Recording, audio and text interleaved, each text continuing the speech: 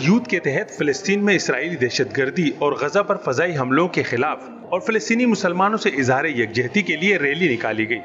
Video آگے دیکھنے سے پہلے چینل کو سبسکرائب کریں اور بیل آئیکن پر کلک کریں۔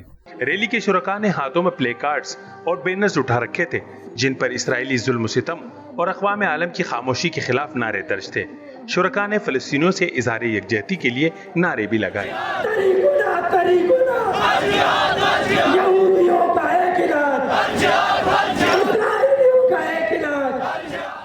ریلی کے شرکاء کو شاہین کمپلیکس کے نزدیک پولیس کی بھاری نفری نے روک لیا، جس پر مظاہرین نے وہیں دھرنا دیا۔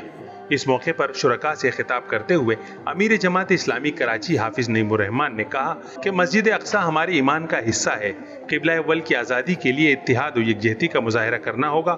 انہوں نے مطالبہ کیا کہ عالم اسلام کے حکمران و وزرائے اعظم آرمی چیفز کو بلائیں اور فلسطین کے حوالے سے واضح اور دو ٹوک موقف اختیار کریں۔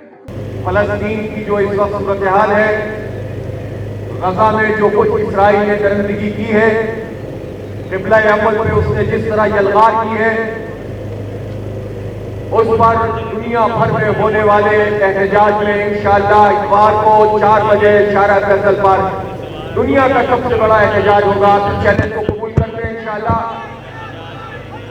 اس موقع پر نائب امیر جماعت اسلامی کراچی ڈاکٹر اسامہ رضی اور جے آئی یوتھ کراچی کے صدر ہاشم عبدالی نے بھی مظاہرین سے خطاب کیا۔ آپ اس کو آگے سے تھپڑ ماریں گے۔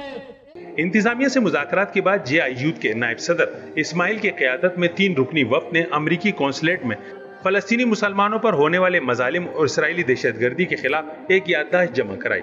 ریلی میں بڑی تعداد میں طلباء اور زندگی کے مختلف شعبوں سے تعلق رکھنے والے افراد نے کثیر تعداد میں شرکت کی اور فلسطین پر اسرائیلی غاصبانہ تسلط کے خلاف اپنے شدید غم و غصے کا اظہار کیا۔ حالات و واقعات سے باخبر رہنے اور بے لاگ تبصروں و تجزیوں کے لیے چینل کو سبسکرائب کرنا نہ بھولیں۔